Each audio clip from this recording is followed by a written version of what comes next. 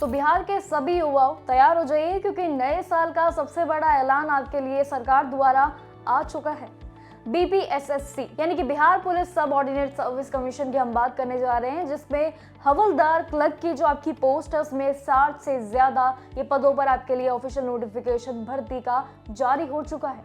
वहीं अगर आप इस बिहार पुलिस का हिस्सा बनना चाहते हैं और साथ ही एडमिनिस्ट्रेटिव रोल का जो आपका हिस्सा, जो आपका इंटरेस्ट है, सपना है बनने का, तो ये आपके लिए गोल्डन चांस अब आ चुका है सरकार द्वारा। देखिए, आपको बता दें, इस पूरी वैकेंसी के लिए ऑनलाइन एप्लीकेशन आपके 2 जनवरी 2026 से ही यानी कि आज से ही शुरू हो चुके हैं। और आपको ये भी बता दें कि आपकी लास्ट डेट भी सेम 1 महीना आपका बचा है, जिसमें 2 फरवरी 2026 जो है वो सेट कर दी गई है आपकी लास्ट डेट।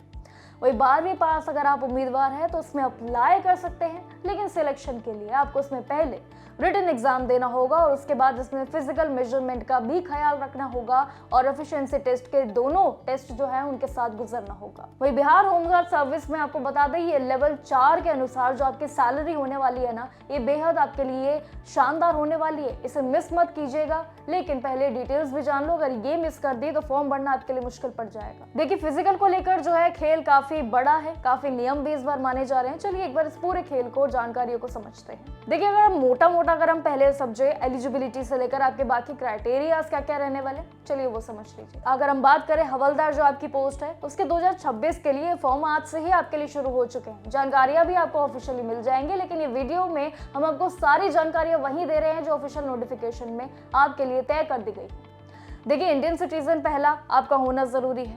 क्वालिफिकेशन के इस बीच अगर हम बात करें तो वो भी किसी भी एक बोर्ड से आपका 12 यानी कि 12वीं पास होना बहुत जरूरी है। एज लिमिट को लेकर भी चलिए अगर चर्चा करें तो 1 अगस्त 2025 से ये आपका कैलकुलेशन किया जाएगा सरकार द्वारा। मिनिमम एज भी 18 साल रखी गई है। वहीं जबकि मैक्सिमम जो आपकी उम्र है वो जनरल पुरुषों के लिए बात करें तो 30 से ज्यादा रखी गई है। जनरल फीमेल के लिए BC और EBC की बात करने जा रहे हैं, उनमें मेल फीमेल दोनों के लिए 40 साल तय कर दी गई है। SC ST वालों के लिए 2+ यानी कि 42 उनके लिए एक्स्ट्रा रख दी गई है। देखिए, 7th पे कमीशन के हिसाब से अगर आपकी सैलरी इस बीच अगर हम चर्चा करें और आपके साथ बात करें तो वो काफी आपके लिए अच्छा होने वाला है, जिसमें 25,500 से लेकर आपके लिए 80,000 तक ये बेसिक आपका स्ट्रक्चर जो है वो तैयार किया गया है इस बार नए साल के साथ, नए सैलरी स्ट्रक्चर के साथ।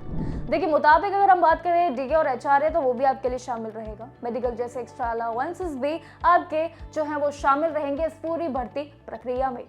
साथ ही एंड सैलरी भी आपको साथ साथ मिल जाएगी। ऑनलाइन अप्लाई करते वक्त आपको क्या ध्यान देना है वो भी जान लो। आधार कार्ड आपका 10th यानी कि 12वीं और 10वीं आपका होना मार्कशीट जरूरी रहेगा। बिहार के अगर आप रेजिडेंशियल यानी कि उसी के आप रहने वाले निवासी हैं तो कमाल है आपके लिए। वही कास्ट सर्टिफिकेट भी आपके लिए उतना ही इंपॉर्टेंट है, तो इन सभी रेडी रख लीजिए डॉक्यूमेंट्स को। साथ ही स्कैन कर लो अपनी पासपोर्ट साइज फोटो को, उसको भी डाल दो।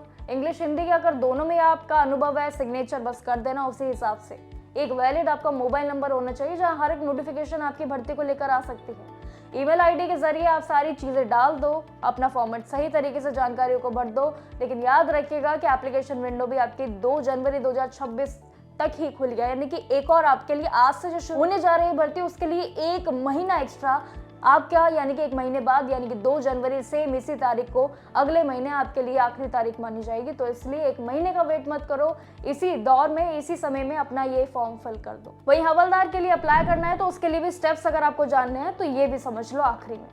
देखिए, बात करें आपके फिजिकल स्टैंडर्ड्स के हिसाब से पहले तो उनको क्लियर करना जरूरी है, ये जान लो पहले। देखिए, मार्क्स के हिसाब से बात करें तो उनको जुड़ने के लिए सिर्फ क्वालिफाई ही नहीं बल्कि हाइट की अगर सबसे पहले बात करें तो जनरल, OBC और सभी मेल उम्मीदवारों के लिए यानी कि पुरुष उम्मीदवारों के लिए 165 आपके सेंटीमीटर हाइट तय कर दी गई है। जबकि EBC, SC और ST बात करें उम्मीदवारों के लिए तो उसमें 160 सेंटीमीटर रखी गई है। जबकि कैटेगरी अगर हम बात करें इस बीच महिलाओं के लिए भी तो उनके लिए भी मिनिमम हाइट जो है वो तय कर दी गई है 155 के करीब, यही आपका सेंटीमीटर माना जाएगा। चेस्ट यानी कि सीना भी आपको उसी तरीके से पुरुष उम्मीदवारों के लिए चेक किया जाएगा, जिसमें जनरल, OBC और EBC की अगर हम बात करें तीनों कैटेगरी की तो इसमें भी आपका 81 यानी सेंटीमीटर, उसके साथ साथ 86 सेंटीमीटर के बीच आपका होना चाहिए। वही SC ST के लिए बात करें तो इसमें बिना आपके सीना फुलाए 79 सेंटीमीटर माना जाएगा और फुलाए में 84 सेंटीमीटर मानी गई है। देखिए, महिला उम्मीदवारों के लिए चेस्ट मेजरमेंट की बात करें तो वो नहीं होगी, लेकिन उसका वेट यानी कि वजन जो है इस बार काफी मायने रखेगा। 40 से ज़्यादा 48 आपका किलोग्राम तय कर दिया गया है। उसके अलावा ट्रांसजेंडर यानी कि थर्ड जेंडर जो होते हैं उन सभी उम्मीदवारों के लिए भी मौके हैं। फिजिकल स्टैंडर्ड्स उनके लिए वही सेम रहेगा, लेकिन ओबीसी के लिए तय किए गए जो है वो अलग अलग रूल्स हो सकते हैं। लेकिन ये याद रखिएगा कि अगर आप इनमें से कोई भी क्राइटेरिया पूरा नहीं कर पाते हैं, इन सभी चीज़ों पर ध्यान नहीं दे पाते हैं, तो आप इसमें असफल यानी कि डिस्क्वालीफाई भी हो सकते हैं। फॉर्म को तरीके से ही और सही अपना जो मापदंड है उसको माप करके ही समझिएगा, फिल करिएगा अपने फॉर्म को। और साथ ही ये जो हाइट का और साथ ही ये जो रूल्स रेगुलेशंस का खेल है, प्लीज़ इनको फॉर्म से पहले ही अंदाज़ा लगा लीजिएगा, क्योंकि अगर हाइट ऊपर नीचे हुई ना और आपको पता ही नहीं वो कितनी एज लिमिट आपकी तय करी गई है और साथ ही आपकी कितनी हाइट तय करी गई है, उसकी जानकारी के बिना ही अगर आपने फॉर्म फिल कर दिया तो आपको नुकसान हो सकता है, वो भी भारी। तो इस नुकसान से पहले ही सारी जानकारियों को इस वीडियो में जान लो, दोबारा देख लेना अगर आपको नहीं समझ आए। लेकिन कोई भी जानकारियों के साथ अगर जुड़ना है हमारे साथ तो जॉब अलर्ट पर बने रहेगा। यहीं पर हर अपडेट आपके साथ हम शेयर करने के लिए तैयार है और आप हमारे साथ जुड़ने के लिए तैयार रहिएगा।